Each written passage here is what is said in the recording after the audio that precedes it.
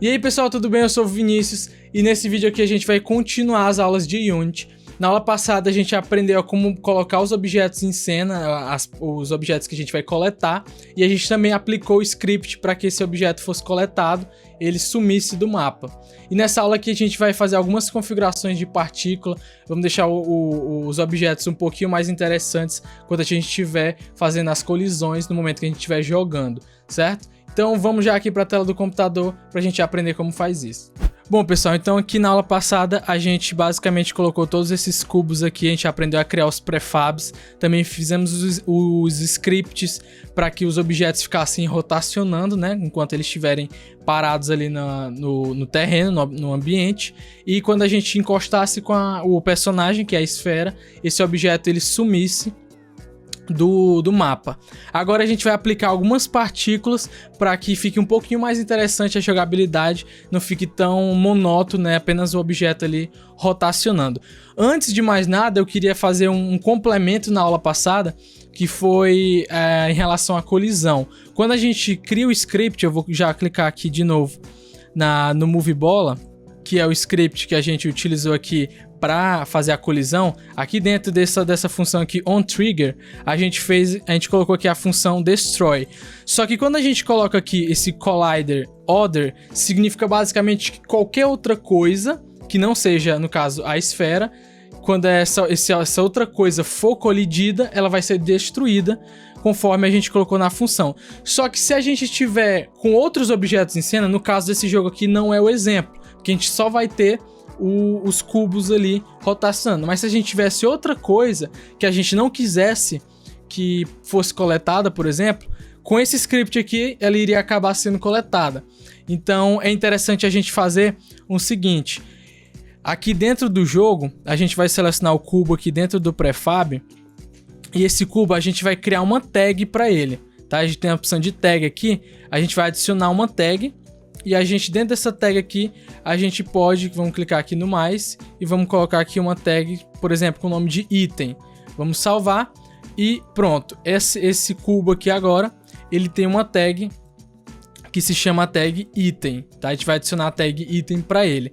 E para que a gente vai fazer isso? Como esse cubo aqui, lembrando que eu adicionei no prefab, tá? Eu não adicionei nos clones aqui que a gente colocou. Tem que ser no prefab, que aí vem todo aquele princípio que eu expliquei na aula passada, que ele vai copiar para todos os outros clones que a gente criou. Tá? Então esse tag aqui, basicamente ele diz, é uma tagzinha que você coloca junto com o prefab. E ela vai servir para a gente utilizar, né, para se referir ao cubo lá dentro da programação, dentro do script. Então voltando lá no script, a gente vai fazer aqui uma pequena modificação, que vai ser o seguinte: a gente vai colocar uma função que é o if, tá? E dentro desse if ele vai servir como uma pergunta. E que tipo de pergunta é essa? Eu vou colocar aqui dentro do parêntese, eu vou colocar aqui o other.gameObject.compareTag, certo? E dentro do parênteses a gente vai colocar aqui entre aspas o nome da tag, que é a tag item, certo? Então basicamente o que ele está fazendo aqui é fazendo uma pergunta: se o outro GameObject, né, que no caso antes seria qualquer outra coisa, se esse GameObject tiver a tag item, aí ele vai executar a função destroyer, que é a função que a gente vai colocar embaixo. Para finalizar, a gente só precisa botar as chaves aqui, né, abrir as chaves e fechar as chaves aqui depois da função destroy, que é para indicar que a função destroy vai ficar dentro da função if. Então é basicamente isso daqui.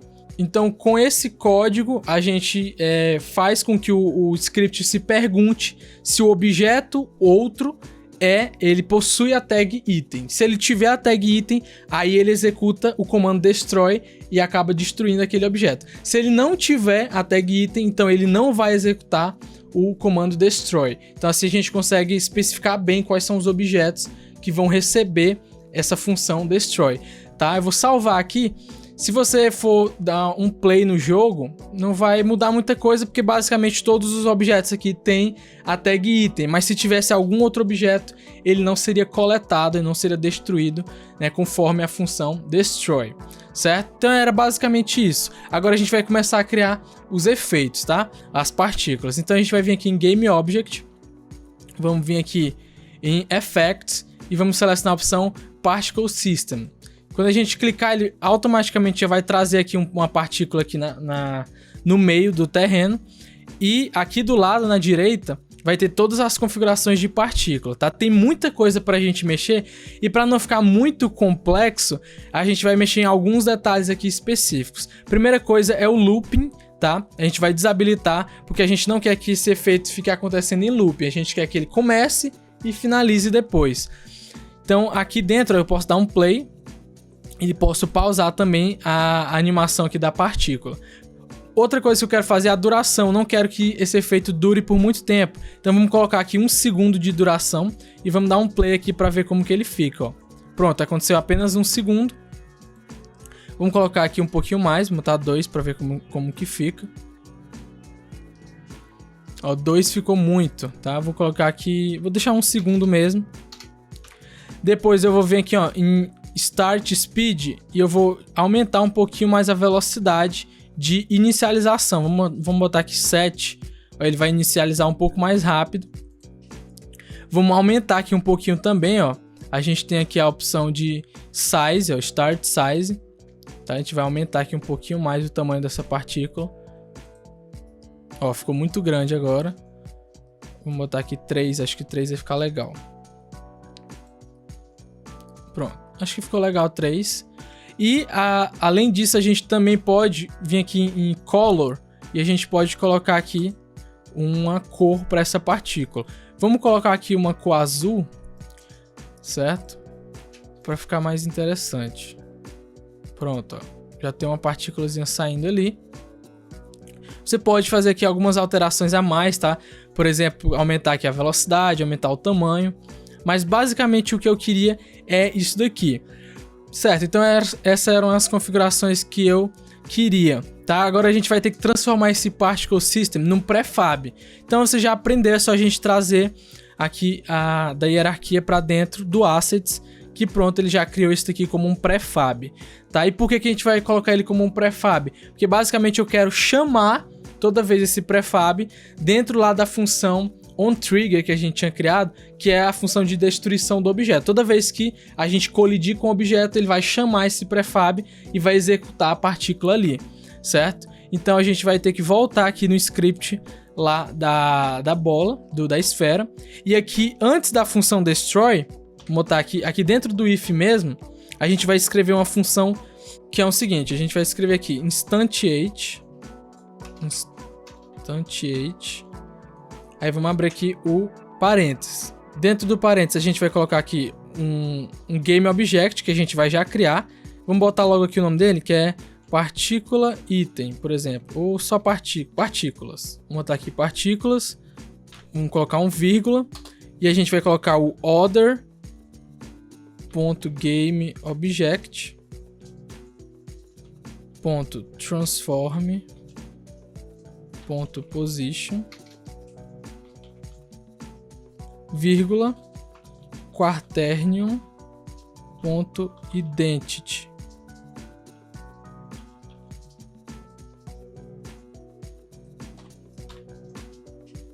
Pronto, é basicamente isso. Antes a gente tem que criar essa partícula aqui em cima, aqui fora, a gente tem que criar ele como um game object. Então a gente vai botar aqui public game object. Vou botar aqui partículas. Pronto.